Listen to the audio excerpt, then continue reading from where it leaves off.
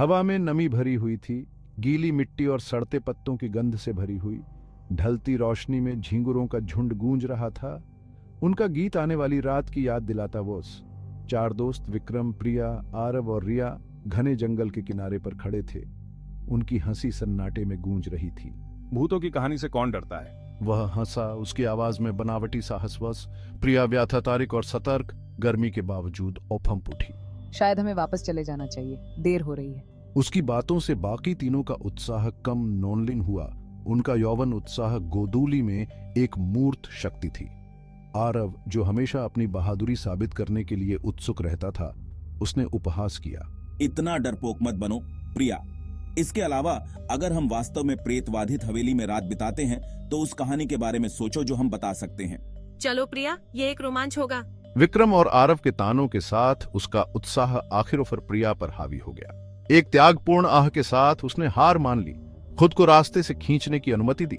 उनकी हंसी जंगल की दमनोफ्री खामोशी में समा गई। जैसे जैसे वे गहराई में उतरते गए, हवा औफी ठंडी होती गई। चंचल मजाक धीमे धीमे फुसफुसाहट में बदल गया। सूरज की आखिरी किरणें घने कैनोपी में घुसने के लिए संघर्ष कर रही थीं।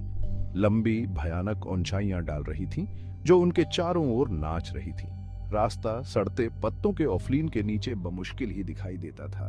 जंगल के बीचों बीच गहराई तक जाता था, जो उन्हें अपने गंतव्य तक ले जाता था। ढहता हुआ भवन जो बढ़ते अंधेरे में इंतजार कर रहा वो।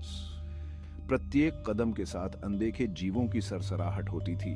उनकी हरकतें इस बात की निरंतर याद दिलाती थीं कि वे दुनिया के इस भूले हुए तोने में ऑफले नॉन लाइम हैं। हवेली उनके सामने एक भूले हुए युग के सड़ते हुए स्मारक की तरह खड़ी थी।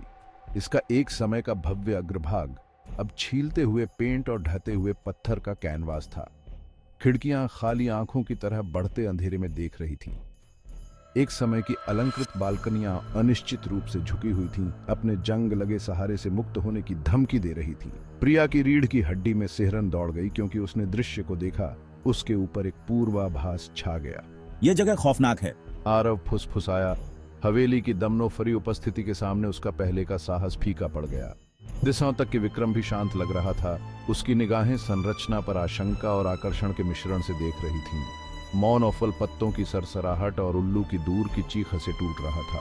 उनकी अवफली पोफरें सन्नाटे से गूंज रही थीं। जैसे ही वे मुख्य द्वार के पास पहुंचे, भारी लकड़ी के दरवाजे चरमराते हुए खुल गए, मानो उन्हें अंदर बुला रहे हों।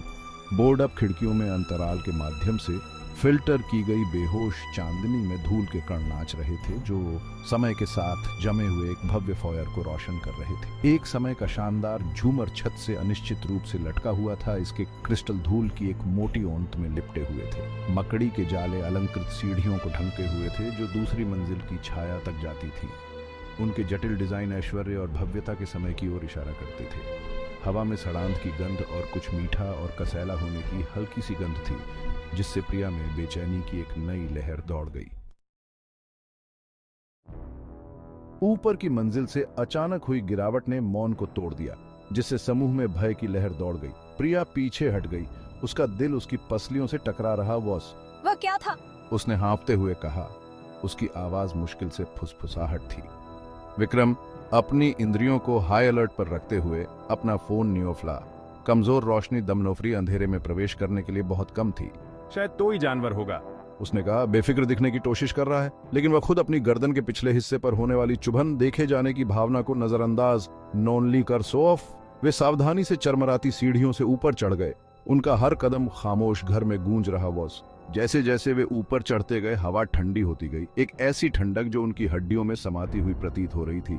जैसे ही वे सीढ़ियों के शीर्ष पर पहुंचे, दालान के अंत से एक नीची सी गड़गड़ाहट हुई। उसके बाद लकड़ी के फर्श पर पंजों के खुरचने की स्पष्ट आवाज आई।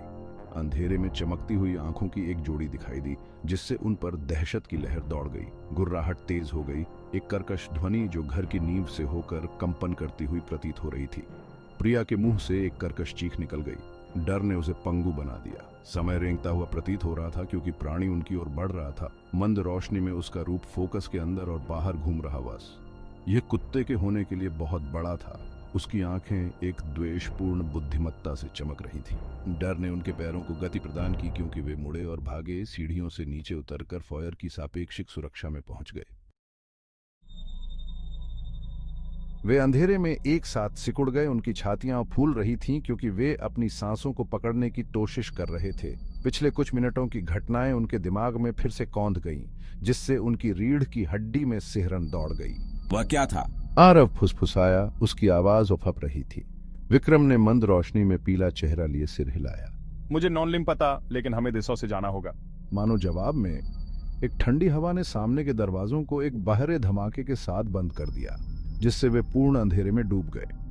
बोर्ड अप खिड़कियों से बिजली की कभी कभार चमकती रोशनी ही आती थी, जिससे दीवारों पर नाचती हुई भयानक ऊंचाइयां पड़ती थी। प्रिया के अंदर दहशत भर गई। हम फंस गए हैं। वह रोई। डर के मारे उसकी आवाज ऊंची हो गई। वे अंधेरे में इधर उधर भटकते रहे। उनके हाथ फैले हुए थे, बाहर निकलने का रास्ता खोज रहे थे, लेकिन उन्होंने जितने भी दरवाजे और खिड़कियां खोलने की कोशिश की वे सब बंद थे। ओझोन की गंध से हवा घनी हो गई क्योंकि बाहर तूफान आया हुआ था। हवा एक बंशी की तरह गरज रही थी और फिर उन्होंने उसे सुना।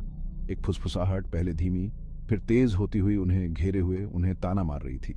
इसमें प्रतिशोध और निराशा की बात कही गई थी, बहुत पहले हुई एक त्रासदी की और बदला लेने की एक ऐसी प्यास की जिसे कभी बुझाया नॉन लिन जा सकता था।